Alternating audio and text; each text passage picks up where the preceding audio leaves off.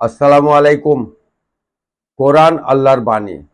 হ্যাঁ, ঠিক শুনেছেন, কোরআন আল্লাহর বাণী। তার সঙ্গে আরও তিনটা কোরআনের মতো বাণী আছে।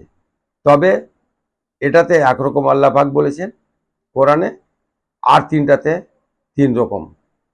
যেমন তওরাতে আল্লাহ পাক যা বলেছেন সব কিছু কিন্তু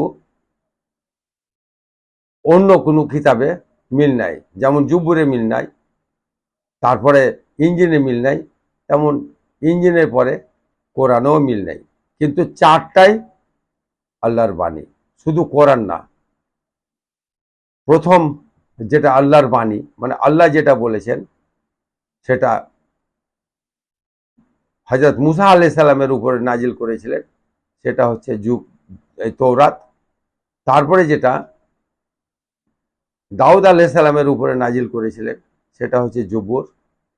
তারপরে যেটা হযরত ঈসা আলাইহিস সালামের উপরে নাজিল করেছিলেন সেটা হচ্ছে ইঞ্জিল। এবং হযরত মুহাম্মদ মুস্তাফা সাল্লাল্লাহু আলাইহি সাল্লাম